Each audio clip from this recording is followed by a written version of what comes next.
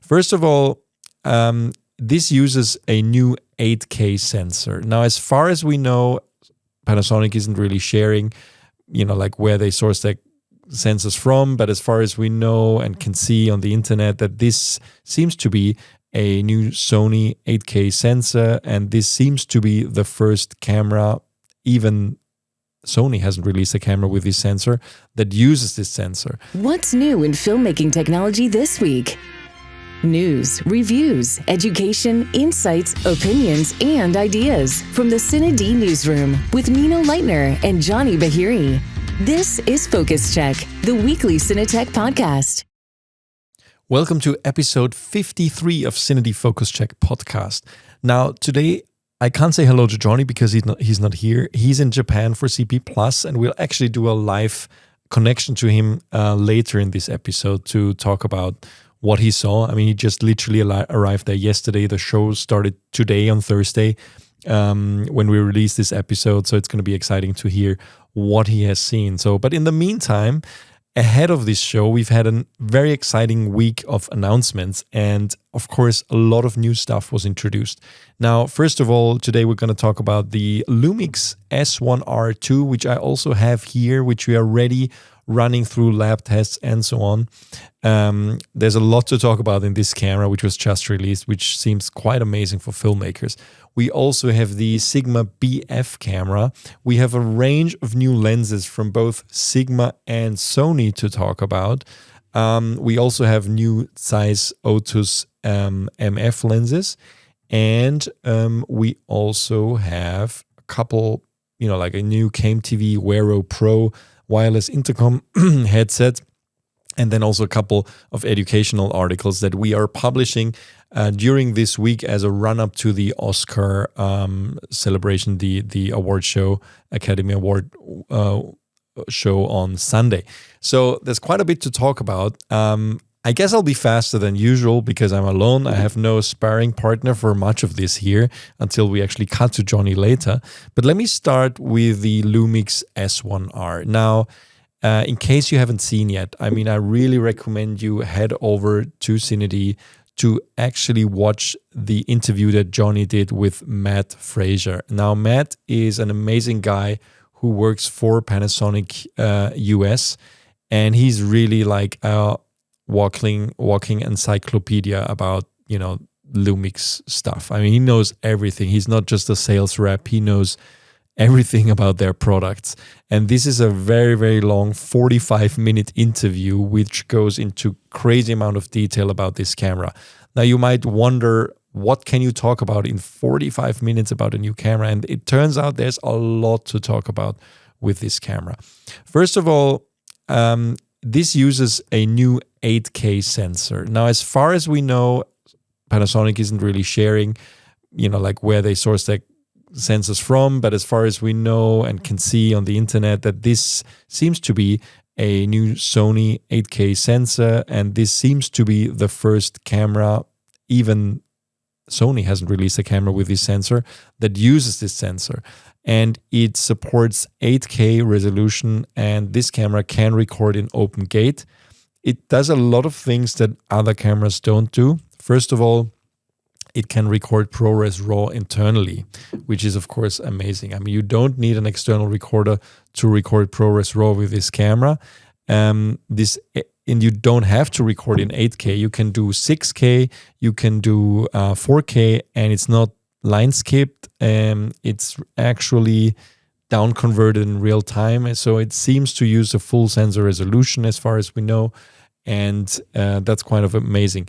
The ProRes RAW right now, I think, is only in 6K. They're going to push an update relatively soon to support the full 8K resolution for ProRes RAW. It has lots of other options. Of course, H.264 in 422 10-bit. It has H.265 in 420, like many other cameras. And it's the open gate recording modes that are quite unique in terms of, there's not many other manufacturers that actually offer that. So you're completely flexible, using anamorphic lenses with this camera. We know the limitations around Sony cameras. There's hardly any Sony camera except for their high-end Venice that can shoot open gate. And with the Lumix lineup, you were even able to do this with the older full frame and also Micro Four Thirds cameras from Panasonic under the Lumix brand. So that's quite amazing. Now, they did a really, you might think that the R, this camera is called S1RII, and sometimes these R, the R usually stands for resolution. We also have seen this from other manufacturers. And higher resolution is usually even more interesting for photographers than it is for video shooters, I think. So, do you really need 8K for video? That's the question. But it actually gives you a lot of room to play with in this camera. Now, and it does come, of course, always with the question, older 8K cameras or in general higher resolution cameras were actually suffering from a not so great low light capability, right? As the old rule of thumb was always you have a lower resolution sensor for being more, low light capable, essentially. But that was fine for video. So just take, for example, from Sony, the A7S III or FX3 and so on, which uses the same sensor. Relatively low resolution sensor, but very good in low light. Now, this doesn't seem to be the case anymore with more modern sensors. And when I talk about more modern, I really mean sensors that are, many, many years newer, like this one, than the ones, built into the camera that I just mentioned. Now, this one, and that's really interesting, the S1RII offers two base ISOs, it's a dual base ISO camera, but they're relatively close to each other. So the low base in Vlog is 200 ISO and the high base is 1000. Now that sounds like it's not very good in low light. And we're currently running our lab tests, and I don't have all the results yet. We really, this is a scientific test. We really try to take our time and triple and quadruple check all the results that we're getting, and also verify stuff with the manufacturer. So this is not a race of, who gets out the first video or whatever. This is really about being scientifically accurate, because we know how much the industry relies on our lab tests and the databases for those results. So I can't share dynamic range results yet, but what I can share is the rolling shutter results, which we, just finished, but I'll talk about it in a minute. But going back to the low base and the high base ISO, with the whole high base ISO in the normal Vlog mode with dynamic range expansion switched off is only 1000.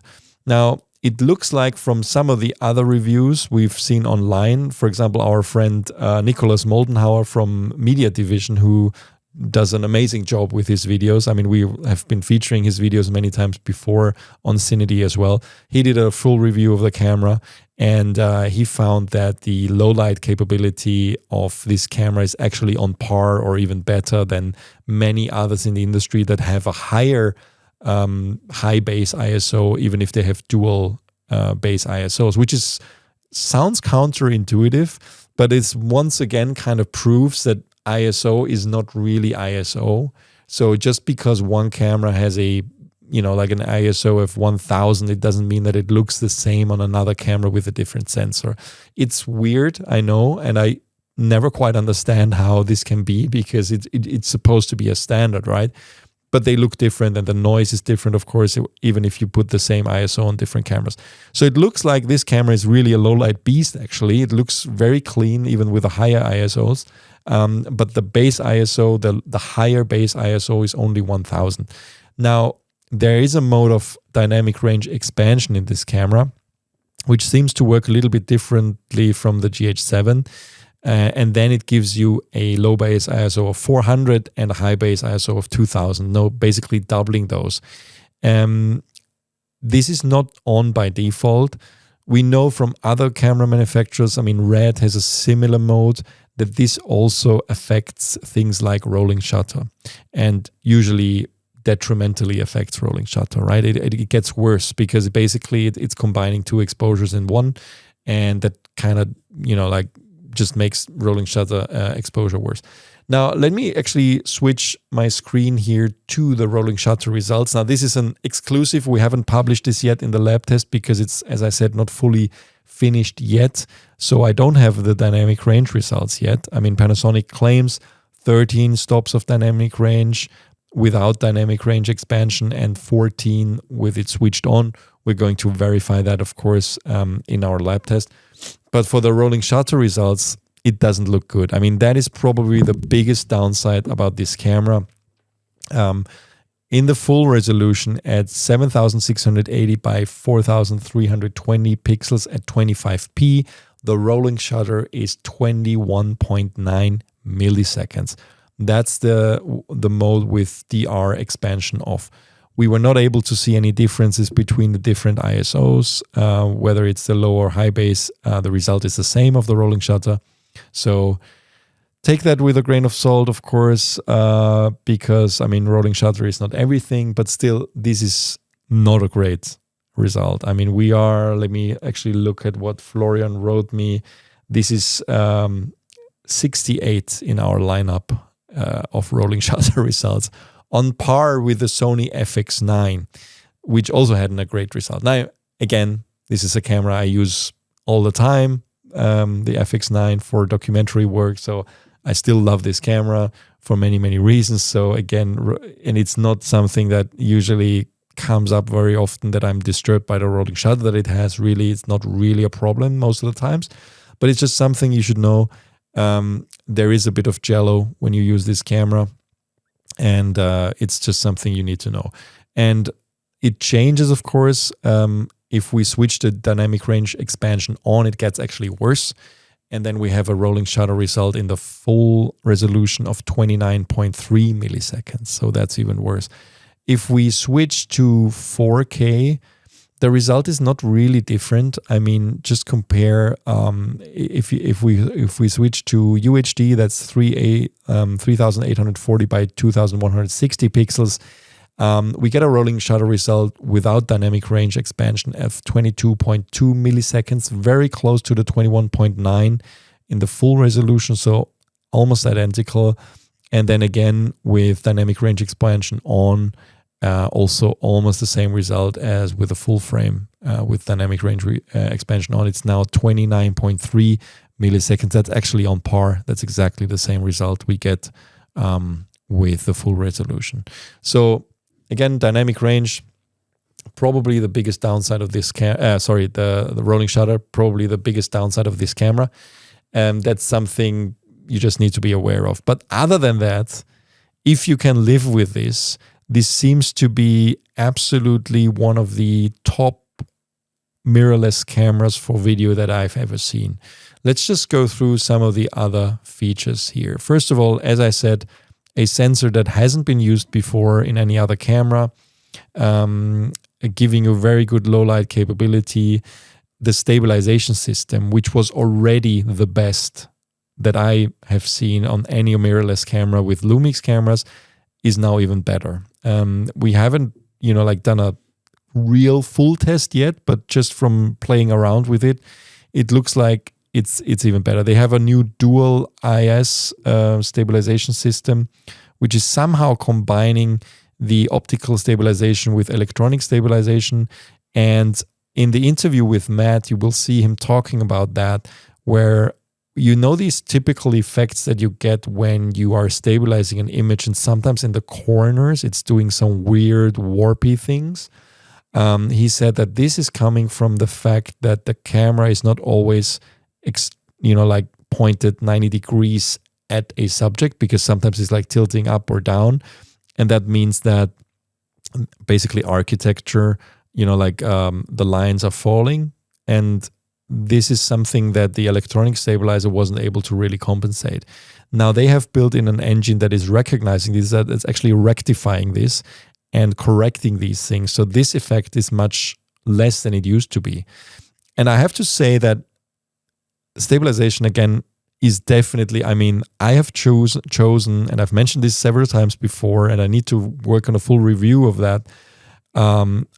I've recently shot a car show with six Lumix cameras built into the car, filming people, on the back seat and on the front seat. And it's a primetime TV show. And We have the camera set up for auto exposure, auto focus, and all stabilization. We are watching the images from a car following the main picture car, and we hardly ever had to stop. And the stabilization was always rock solid, even with the S5X Mark II. I'm so bad. Like, I'm very, getting really confused by the names of the Panasonic cameras. But, their full frame S5 Mark II and S5X Mark II, they are both doing a really good job at stabilization already, and the GH7 as well. And all of these cameras already were the first generation of the cameras that have the proper autofocus from Panasonic. That was always something where they were a little bit behind. And and now the stabilization is supposedly even better, which is a bit hard to believe for me. They have a mode which is basically a boost mode, which is essentially looks like gimbal images, and that was there before, and now it's even more stable. So this is definitely something to check out. In terms of stabilization, I think they also benefit from the fact that around the L mount, there's quite a bit of space. Other mirrorless mounts are a little bit tighter, so there's less room for the sensor to move around, like with the E mount and so on. So there's a limit, like a physical limit to what Sony, for example, can do with the E mount, but there's a little bit more space with the L mount to actually, put in a proper IBIS stabilization into around the sensor because of that space that they have.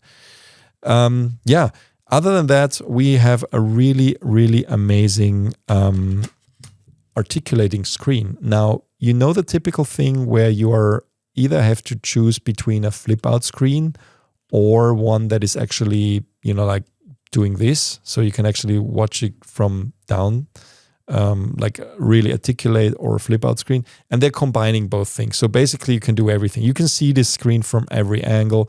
You can keep it behind the camera and just tilt it up, so you can actually, for example, hold the camera just ahead of, in front of your belly, and just do a little low angle shot like that, or put it on the floor like that. You can also hold it up high and then just see the screen like that, and you can also flip it out. So basically, you can put it in every direction. I think this should be the mechanism that every camera should have, essentially, because it's combining the best of both worlds, and very, very convenient, of course. The camera has a new switch which lets you quickly switch between photo, video, and S&Q modes up there. We also have the ability to record onto an SSD externally. Now, what's funny is that not all recording modes are supported for that. However, if you are using a battery grip, the original battery grip, the camera seems to get a little bit more voltage, and then you are able to record every mode externally on the SSD.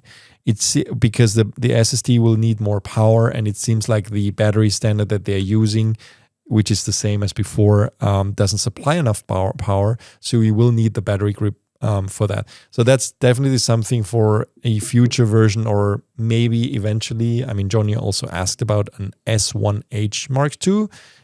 Maybe they want to introduce a new battery standard at some point that actually gives more voltage, so you don't need to use a battery grip if you want to record externally onto an SSD. But again, it's like the amount of features you get into this in this camera. We are very spoiled. I keep saying this. We are very spoiled.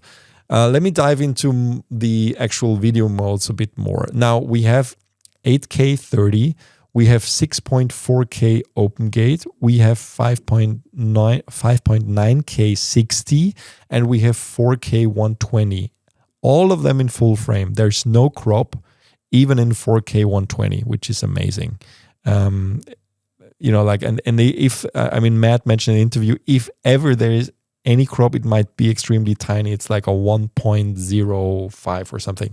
So hardly noticeable at all, but there seems to be no crop for most of these modes whatsoever. So, and that actually is kind of proves how powerful the processor inside this camera is, alongside the sensor resolution. yeah, the 5.9K or lower resolution are additionally also available in pixel-to-pixel mode.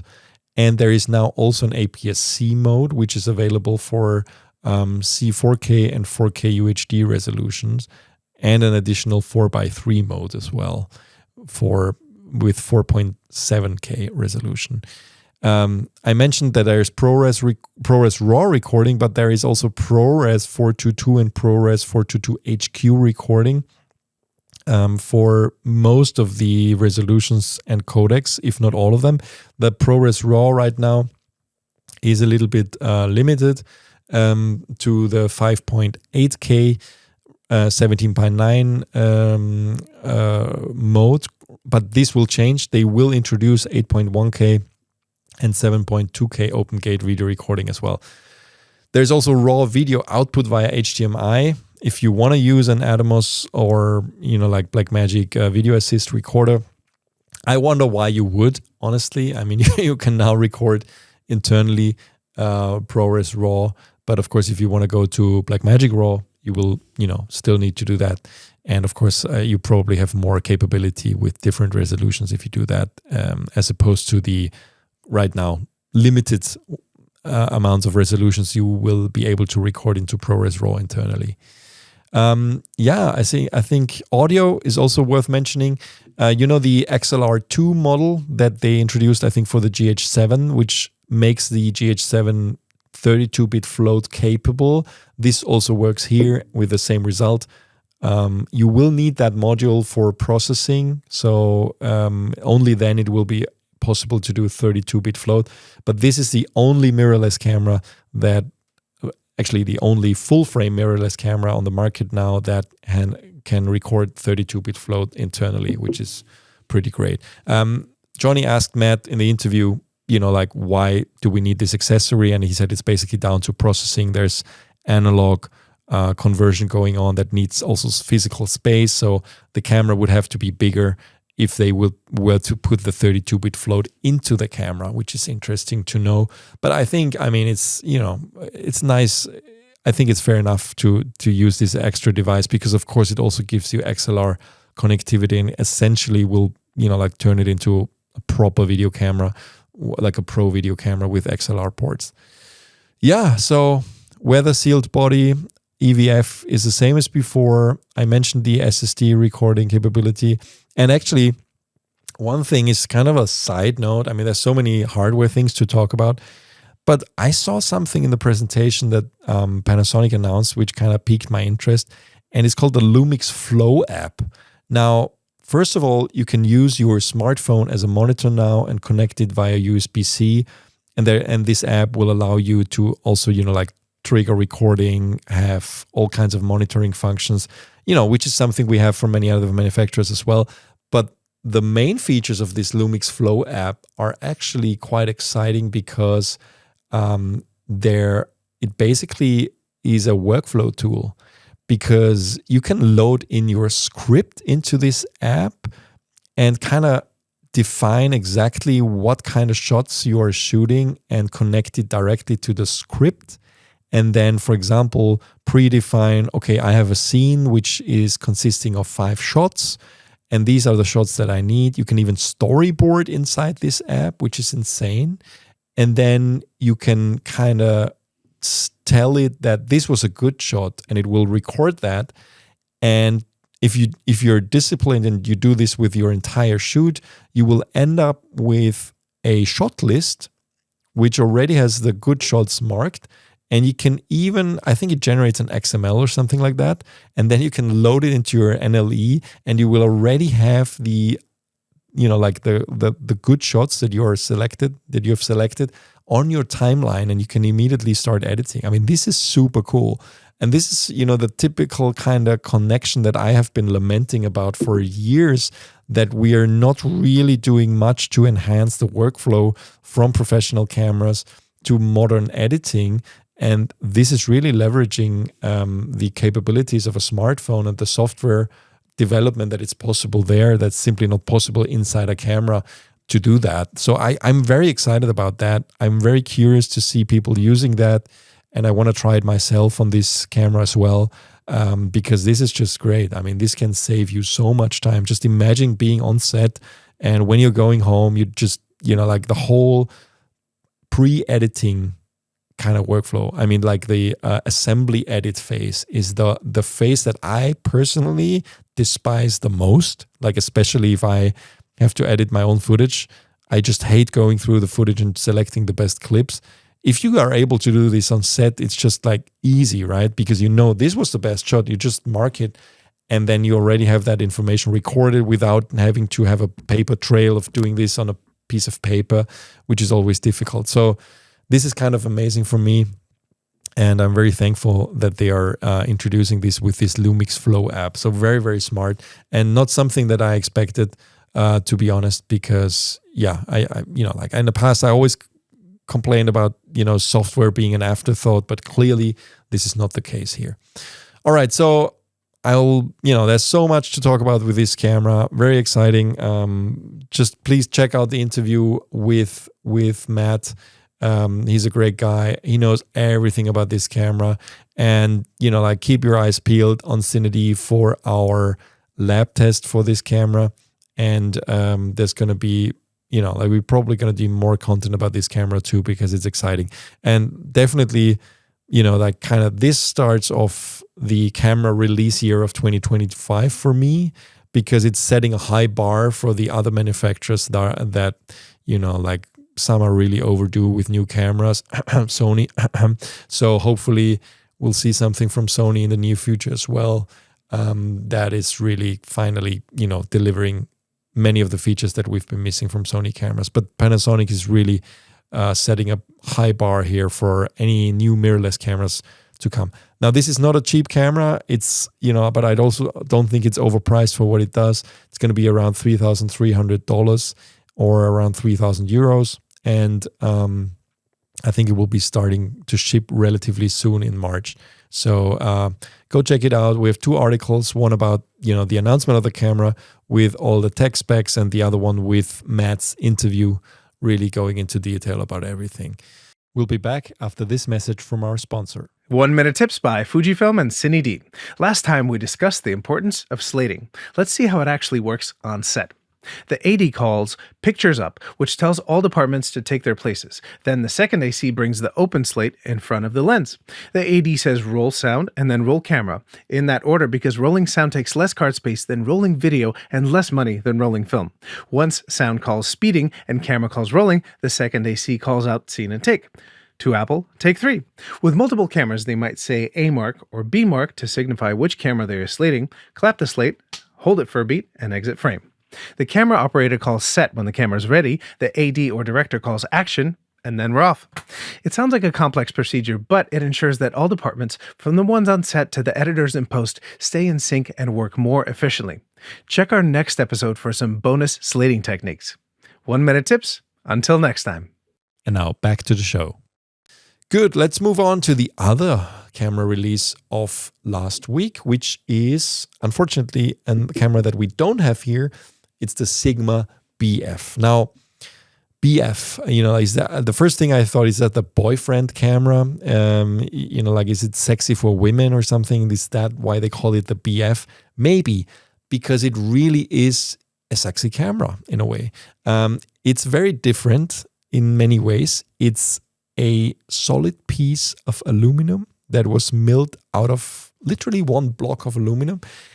Everything about this camera screams Apple product for me. It's completely style. It's completely lifestyle in a way. It's something that you want to hold and then you want to try out by yourself, and something that's definitely aiming at this market that is looking for something that looks good, feels good, and that you would just want to carry around to also show off a little bit. Johnnie, we'll ask Johnnie about it, because I'm sure he touched it at CP Plus already. So I'm curious to hear his first impressions. It's, in terms of video recording, it's, we don't know what sensor they're using. It is full frame. It's a 6K sensor, so it can record 6K H.265. but it doesn't have many of the features that the FP has. Like it doesn't do internal DNG raw recording and so on. It's mainly, I think, a photography camera, and it's a completely simplified design, which I like. I mean, it's like, I've complained many times before about complicated menus, especially from Japanese cameras.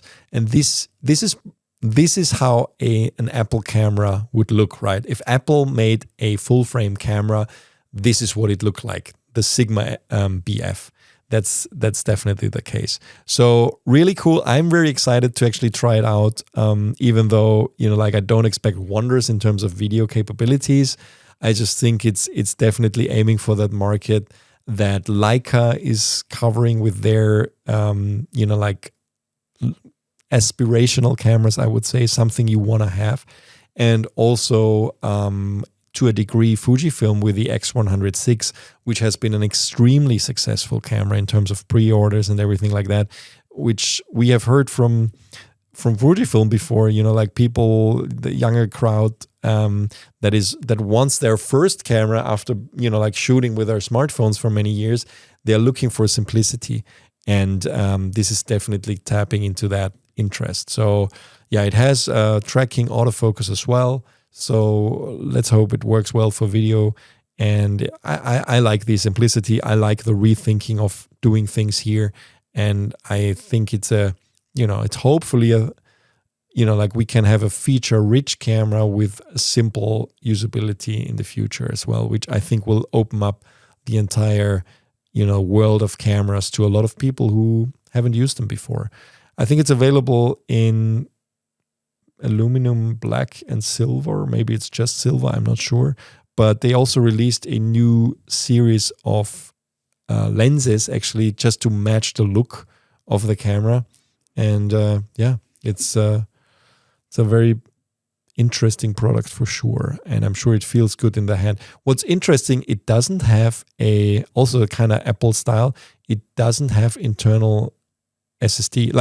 It doesn't, sorry, you have to cut that up. What's interesting to me is it doesn't have a storage slot for an SD or CF Express card.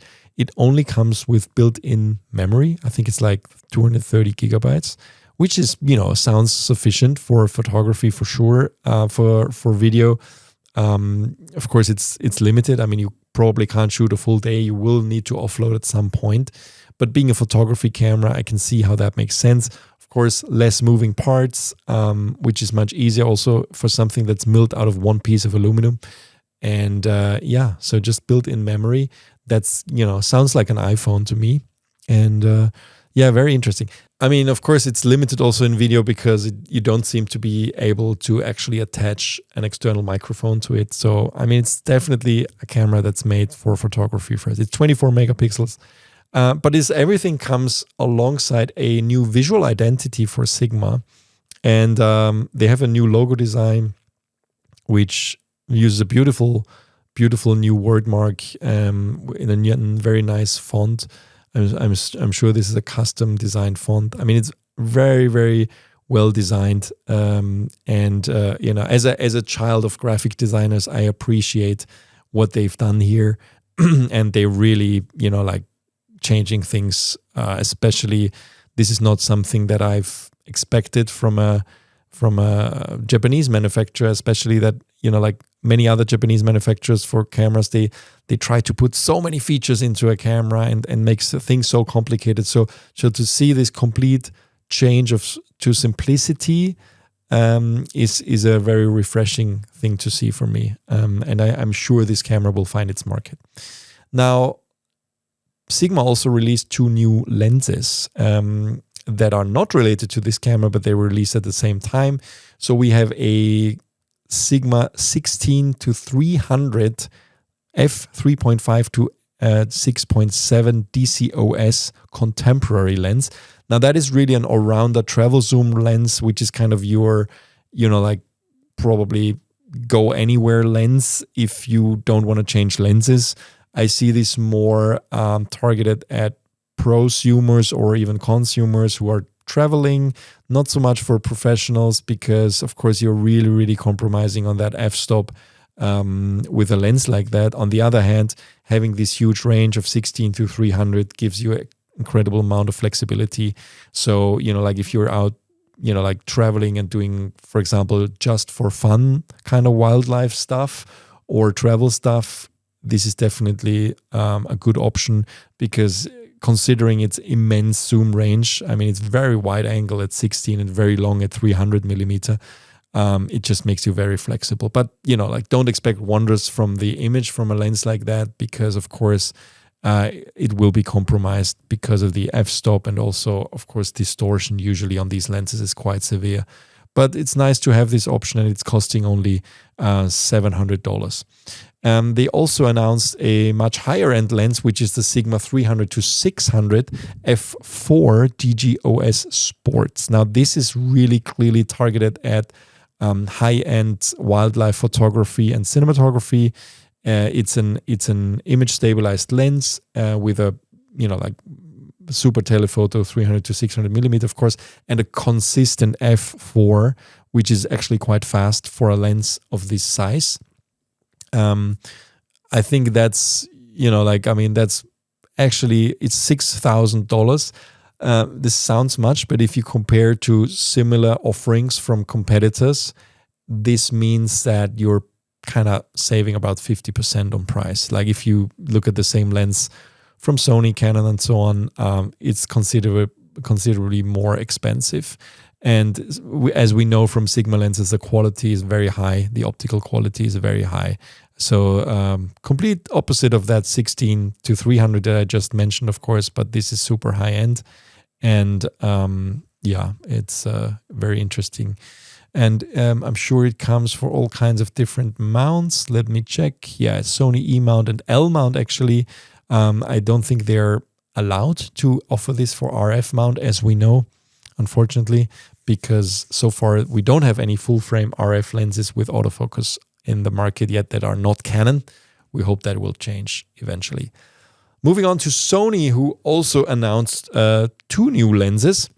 And sticking actually with a Super-Telephoto zoom topic, they announced the Sony FE400 to 800 f6.3 to 8G OSS. Now, a little bit different from that Sigma in the sense that it's considerably longer actually, and it doesn't offer a consistent f-stop. But for wildlife, very often I don't think this matters that much, because you're essentially, not on this example photo, but very often you will shoot in daylight anyway, and you have very low light capable cameras. Now, of course, this being a Sony lens, it only comes for E mount, and it's an image stabilized full frame lens. It's also considerably cheaper than that Sigma lens at just below $3,000, but then again, it doesn't give you that consistent f-stop, and I'm sure it's probably lighter than the Sigma lens, even though it has a longer telephoto end at 800 millimeters, because of the fact that it's only f8 at that long end. Again, this is, I think, the longest telephoto lens that Sony offers now, and will be perfect for Sony users that need a wildlife lens, essentially. That's the typical kind of purpose you would use this lens for if you're really, really far away from your subject. Don't forget that also long, telephoto lenses distort, so they actually massively compress the background. And I wouldn't do, fashion shoots with that, of course. So, the target audience is definitely wildlife filmmakers and photographers. But very cool to have that option, and I think the price is very attractive to many people at below $3,000. They also announced the complete opposite of that lens, which is a 16mm f1.8G ultra wide angle lens in a very, very compact form factor. Now, the cool thing is about that lens, it's wide angle, but it gives you a front diameter, I think, of 67 millimeter, so you can still apply front filters to it, which is not the case for many other wide angle lenses, and it's a very, very small and compact form factor. For example, you can compare it to the Sony FE 14 millimeter, which you can't have, you don't have this front diameter. It's a wider front diameter. It's much harder to find fitting filters, and you will have vignetting much more easily. So this is really optimized for staying compact and having a wide angle that works on a very small setup, which is nice. I can see this lens being a perfect gimbal wide angle because, of course, the form factor, and f1.8 is very fast too. Price is nice too. This will be around $800. I am a big fan of the 20mm FE 1.8, which is my kind of standard lens on a gimbal, because 20mm for me very often is not too wide, so it doesn't distort humans too much. So you can actually shoot a walk and talk of two-person talking with each other on a gimbal with a 20mm quite nicely actually, and still have like a American size or like wider medium shot of the two. The 16mm will be perfect to like shoot gimbal shots of architecture and stuff like that, and it looks actually as if it's almost the same size as a 20mm, and it very similar design. So I think those will be very nicely complementary, and the price is the same. Good. To round off the new lens topics, we also have new ZEISS lenses, and they actually introduced the mirrorless versions of their Otus lineup. The ZEISS Otus ML lenses were unveiled. We know their Otus lineup. I mean, they have been specifically targeted at photographers. When the first Otus lenses were announced, I think over 10 years ago or something like that, they were really targeted. I think the first one was a 55mm lens. They were completely optimized for sharpness. ZEISS wanted to make the sharpest lens possible with the Otus lineup. But the original Otus lenses were made for EF and Z mount. So, you could adapt them for mirrorless, but with the downside of adding the extra size that you will add with using an adapter. And of course, like having sometimes flange distance issues with adapters. That's why I guess they decided to now make a new lineup, which is specifically targeted at those mirrorless cameras that have become commonplace. I mean, essentially, we don't have any new cameras with EF or the standard Z mount anymore. So everything is moving to RF, E mount, ZF mount, L mount, which is our mirrorless mounts. Now, of course, don't forget that the big downside is that once you are deciding for one of those mirrorless mounts, you're basically stuck with them because you in general can't adapt them to each other. There's some exceptions, of course. For example, on ZF mount, you can adapt E-mount lenses because the ZF mount has actually a shorter flange distance. But that's the exception, right? I mean, other than that, you can hardly move them between different camera bodies from different manufacturers. Whereas if you have an EF version of an Otus lens, you can adapt it to any other camera body. So that's just something to keep in mind, that using, for example, buying the E-mount version of an Otus ML will basically kind of lock you into the Sony ecosystem to a degree, right? So just keep that in mind. But again, it will be completely optimized for that. And if you're sure you're going to stick with it, just go with it, right? The first one they're going to introduce is the 50mm f1.4 and the 85mm 1.4. Others will come. I think they've even announced others that will come in the future. But yeah, I mean, we can definitely expect others in this lineup at some point. And yeah, they've done some enhancements in other ways as well. For example, these lenses are now also declickable for filmmakers with using a little tool. You can just declick them and you will have a smooth aperture ring on these lenses. They also have a new helicoid-driven focus system that provides a more smoother focusing experience. That's what they say. And yeah, basically the light is a little bit, like the weight is a little bit better. I mean, the Otus lenses traditionally were quite heavy lenses, and now they were able to make them a little bit lighter because of the fact that they are optimized for that mirrorless mount. But they are still fully manual lenses. They don't have any autofocus functions, but that also means even though they are full frame, there's also an RF version, like I mentioned before, we don't have RF mount lenses with autofocus from any other company than Canon, but at least we have the manual ones like this one from ZEISS, and they come with L mount, E mount, RF mount, and Z mount, I think. And yeah, that's it for the lenses.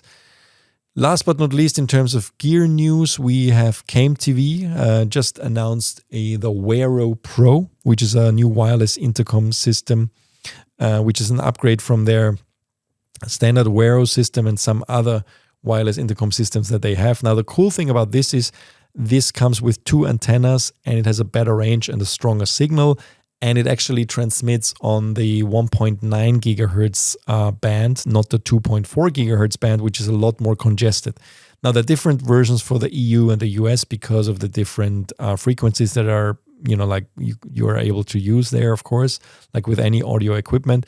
These headsets don't use any hub. So the cool thing is you can just, they can connect directly. I think it's up to close to 600 meters without any obstructions, of course. I mean, it will be less. I think it's, 518 meters or 1,700 feet, which is quite massive in open environments. Of course, this will decrease in locations with some significant physical obstacles, but it seems like a very, very easy and straightforward solution to use on a set because you don't need to use a hub. You can connect up to 9 of those headsets with each other. You can buy them in different sets. You can essentially, one of them is around $111, I think. And it just, like if you get 9 of them, it's $999. And you can also get 5 of them at $555. That's quite easy to remember, actually. So sounds like a really cool option. Speaking time has been extended as well. You can get through an entire day on the slave units with 15 hours, and the master unit will be between 5 and 10 hours. So it's recommendable to get a replacement battery. But this seems like an easy way of, like getting a wireless intercom system that really doesn't break the bank. Now, we haven't tested it yet, but it seems like something that can work well if you every now and then you need your own intercom system. And I know there's a lot of bigger systems from many other manufacturers out there that are probably much more reliable, like from Holyland. They have a very nice big system as well. However, if you are, like only rarely working in smaller crews and need this every now and then, this is definitely worth looking at because otherwise those intercom systems are often rental items, of course. Good. Let's wrap it up with just me mentioning 3 nice educational articles that we published this week. One about the craft of the Dutch angle and the unease, distortion, and doubt that you can introduce with a tilted frame, with a lot of nice movie examples, from historical examples to more recent examples. This is definitely worth looking at. We're talking about Citizen Kane here, all the way up to Fear and Loathing in Las Vegas and Batman Begins and many other Amelie, many other movies actually, and what the Dutch angle actually conveys. So if you want to learn a little bit of the meaning of the Dutch angle and how it's used in feature films, go check it out. We also have an Oscar run this week. Of course, on Sunday, we'll have the Oscar award ceremony in Los Angeles with a lot of, I think it's like 5. How many movies are nominated in the cinematography category? It's usually 5, right? So I think we are running 4 articles this week about different movies that are nominated in the cinematography category. And so far, as the time of this recording, we've published 2. So we've done one on The Substance, and we're talking about the practical movie magic of The Substance, how to craft horror with in-camera effects. And that's quite an interesting topic here. Again, all about simplification, what you can do on set, you don't need to do in post. And of course, it has a different kind of effect, how to achieve practical effects and really the horror magic without using VFX. Really, really cool article by Masha. And then another one about Anora and how to do visual effects on a budget. So actually, different but similar. One about practical effects, one about visual effects. and all about the cinematography, of course. Please dive into these articles because they're really fun to read, and there's so much to learn from our educational articles based on this. And it just makes you excited for the Oscar ceremony on Sunday, which I'm sure we'll talk about next week. And that leaves me to actually cut over to Johnnie, who is now ready to join the call from CP+. All right, guys, and finally, I'm not alone anymore. We're cutting live to Japan, to Yokohama, to Johnnie, who is at CP+. Hi, Johnnie. Hi, Nino. How are you? I'm well. You literally just arrived, I think, last night, right? Last night, and don't ask me how many hours of sleep I had, because I don't want to say only 3, but that's all good. Full of energy. Yokohama is beautiful, bright, blue sky, and you know what? CP Plus is always fun. So tell me, what is the mood on the show floor? Like how, this is the biggest, as far as I know, photography show in Asia. And you've been going for the last couple of years, and there's always something interesting for us with, like photography and video converging, of course, with hybrid cameras. And we saw a bunch of new announcements just ahead of the show, which we just talked about in the podcast before. But how is the mood?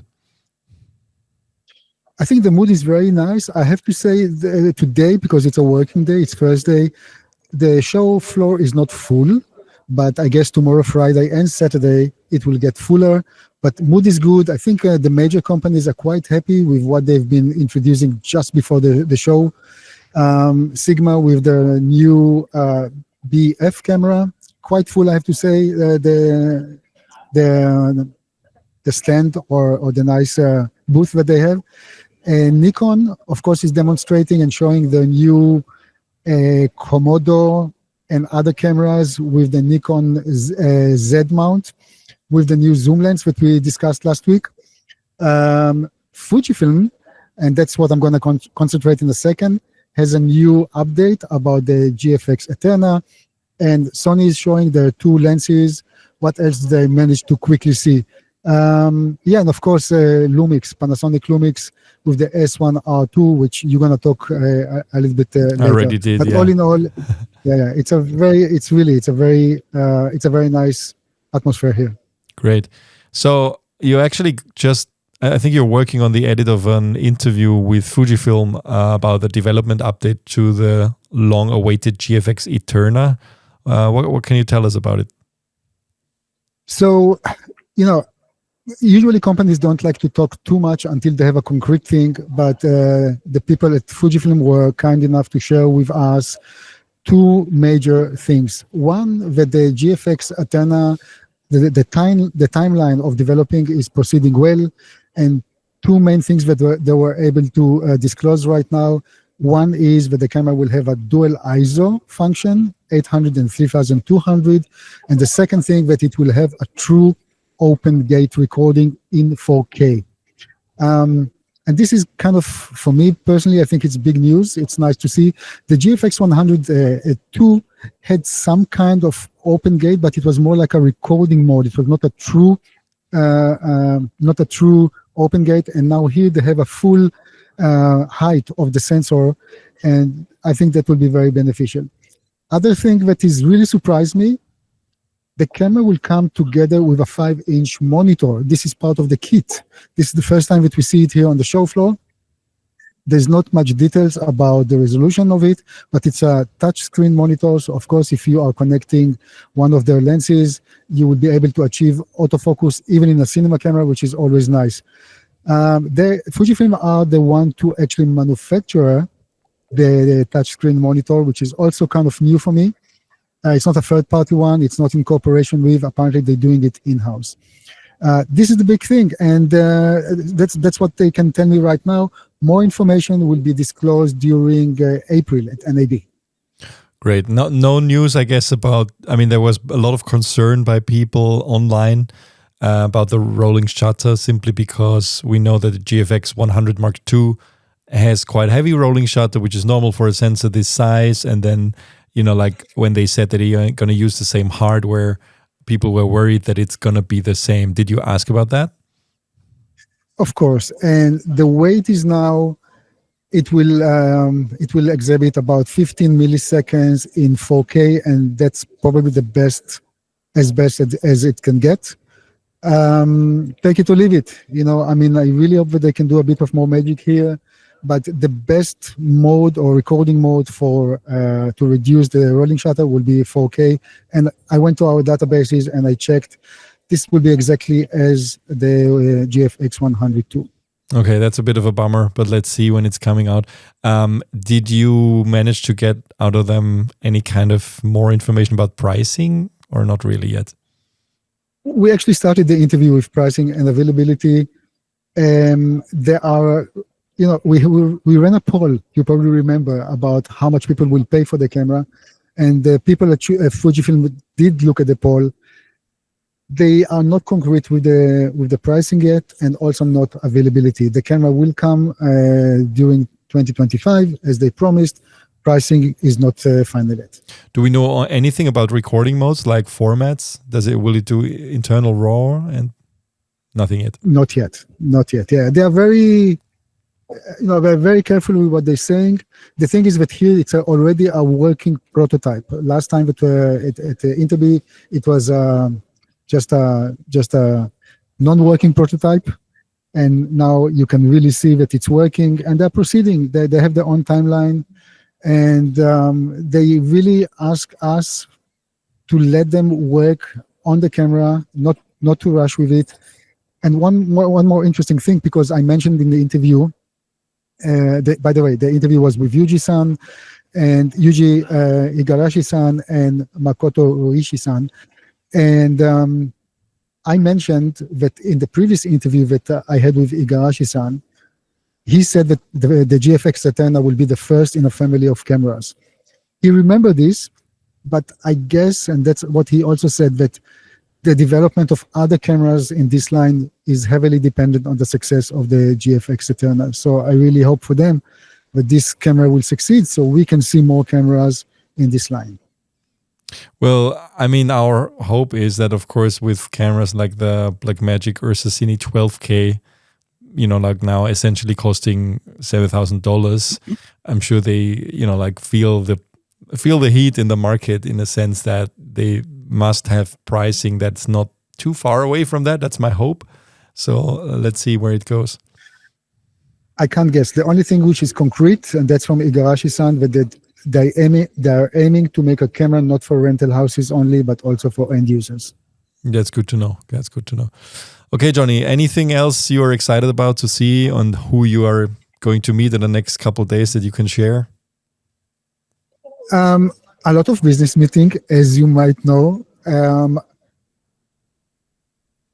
I don't think that, I made the interview, went straight to editing because I wanted something out. Tomorrow will be another day here. We will, of course, update our audience if something comes up suddenly by a news article or video news article. Yeah, but for now, there's nothing much that I can say. Yeah, I'm a lot more excited about the Sigma BF than you are. So I hope you get a chance to touch it, just because it looks amazing for me. I did touch it. It's an extremely heavy camera. It's made from one brick. Much heavier than I anticipated. A little bit bigger than I anticipated, and also somehow a bit sharp. It has a round corners, but those corners, I know it's funny, they're sharp. Let me tell you, this camera can serve as a weapon. I'm not joking. If you hit somebody with this one, wow. It's heavy, good. And it's it a can self-defense camera. Self-defense camera. That's the way to go in this world. Well, maybe that's the marketing. Yeah. Let me say something like that. I think when it comes to specifications, this camera is not meant to compete on the heart of the. Those are really looking for the latest. Yeah, especially when it comes to video. I can even suspect that the sensor inside is probably off the shelf, simply because it's very expensive to design your own sensor or to put your wish into design when Sony is making sensors, for example. So at the end, this is really a lifestyle camera. Don't forget, it has no IBIS. It's very simple in many ways, but it's beautiful. heavy, much heavier than I expected.